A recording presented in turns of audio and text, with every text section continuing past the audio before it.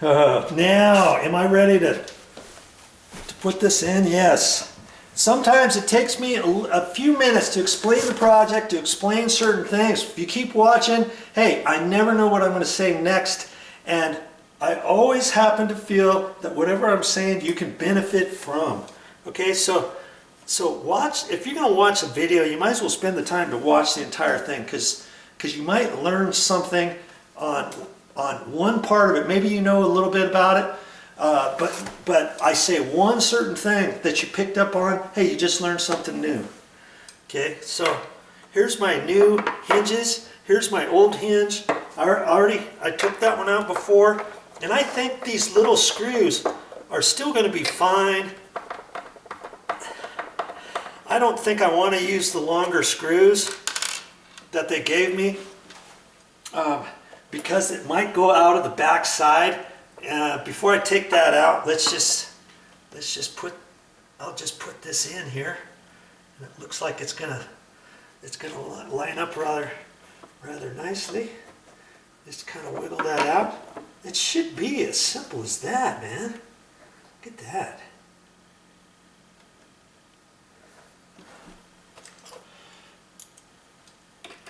Get these screws back in there.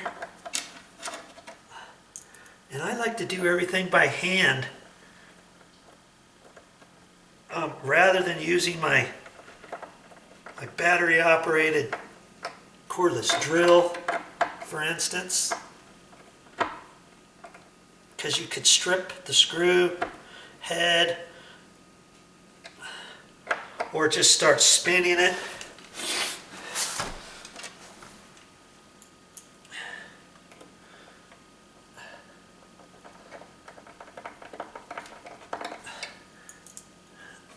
Good grief. I can see that the little anchors they put in there are just ever so slightly off when I'm putting these in. But it's still, I get these started before I start tightening it up. And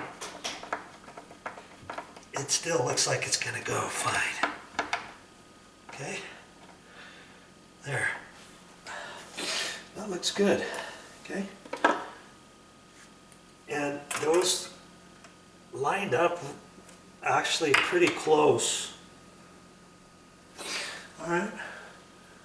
And so before I do any more doors, I'm going to put this first one in and make sure it fits and works like it's supposed to. I want to do this in 2 steps. I should have probably taken this stuff out of the cabinet, but I think I can take it out. I had just put these screws back in so I didn't lose them or get them misplaced somehow. And it's just one screw per hinge. And on the hinge, there's a gap here where, see, you can slide this up or down, and I pretty much know where this goes. It was like the screw was in there and it was almost pushed down tight to it here, but if I had to adjust it, I could slide these up, whatever. I don't think I do though.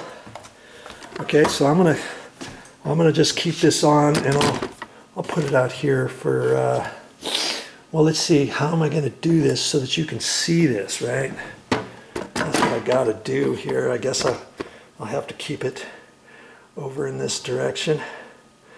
I'm gonna set this up slightly different. I'm gonna put this up on the counter. Reduce my my tripod legs. Put this up on the counter so you can see what's going on. It gives me enough room to get this on. Okay. I think you can see that. Now, have I put any of these self-closing hinges on before? No, I never have. And I think they're going to go on just fine. Pretty sure I got the right ones at the store. That's the key, getting the right ones at the store, right?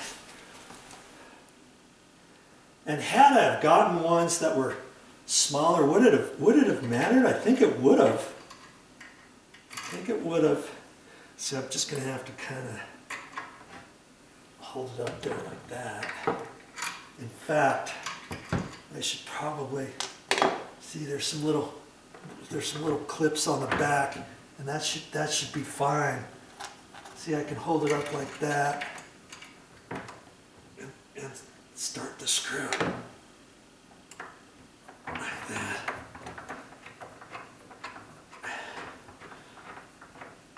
And I'm not going to tighten it up yet until I get down here. Okay.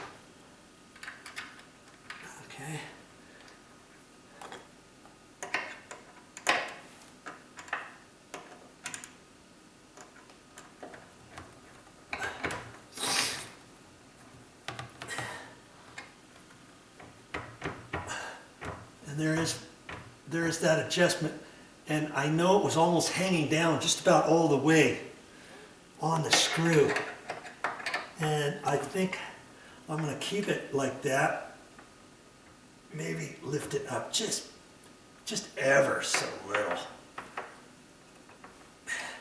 because I think that's how it was before. Okay, moment of truth. And just tighten those by hand. Don't get your drill out. Okay, last thing you want to do is get your drill and accidentally drill it in too much, because then you could get those screws, the mounting screws could strip into the wood, and now you just kind of mess things up. Okay, here we go. I've not done any of these yet, so let's just see how it's going to work here. Get that. See there? Oh man, that is nice. When I open up the door and close it, see, you can swing it until it's almost closed. Or if you just let it go, see, it'll go to about there, and then it will close slowly. But if that gets in your way, if you're doing your dishes or something, you're right here and you need to get something out of here, then you can just hit it fast, see? And get it to where you almost have it closed, depending how hard you want to close it. Do you see what I mean? So however you do it, however you get used to it, with it going that slow, you almost don't need bumpers, do you? That's another point, right? If I don't need bumpers, maybe I don't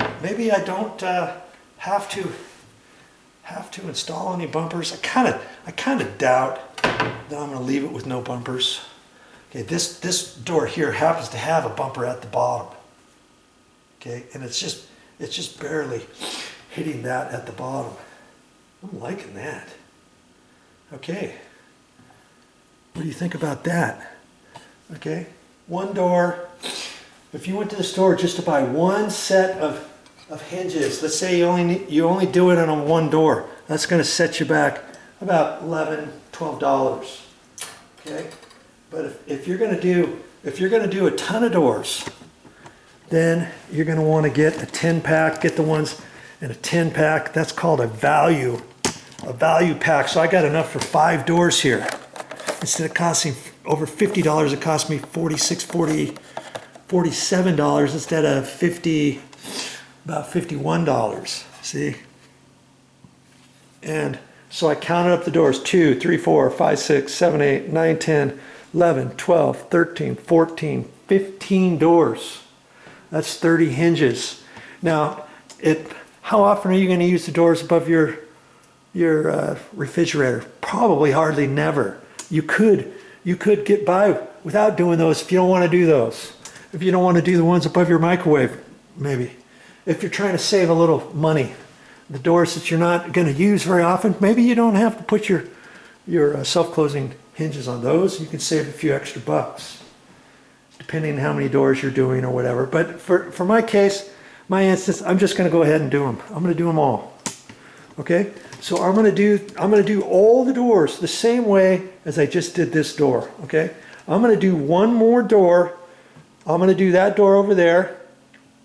And you can see from start to finish how quick and easy it is for any average Joe to do this. You don't have to be Joe Blow, the contractor, or the home flipper extraordinaire. You can be Joe, the average Joe at home that really doesn't like to do home projects, but you can still save your money.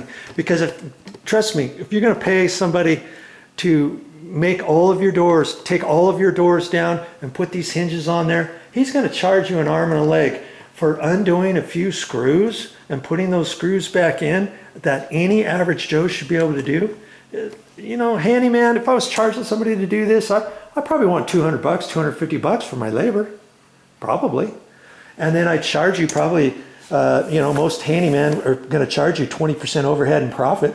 So they're probably going to charge you 20% more for this. They're going to charge you to drive down to the hardware store to go pick that up. They're going to charge you an overhead and profit on top of the entire job, probably, for his labor and for his expenses. So you can see how things are going to start adding up if you don't do it yourself. I got all kinds of videos on my channel that will help you save money on your how-to projects and repairs for around the house or for anywhere for that matter. Okay? A house, a condo, an apartment, a triplex, a duplex, a quadplex, a flipper house, home renovation, whatever you're doing. Just go to my YouTube, my main YouTube channel, and click on playlists. Click on there, it'll take you to another screen. You can scroll through the mini playlists. I got over 50 playlists on all kinds of different subjects on how to do certain things. Anything that interests you there on a title, click on there, and then anything that's on there will be all that I have on my YouTube channel for electrical, for cabinets, for painting, for ceiling fans, for whatever it is I'm doing. Okay, and then you can scroll through the many videos under that particular category and find some tips that will help you save money around the house. All right, let's get to it.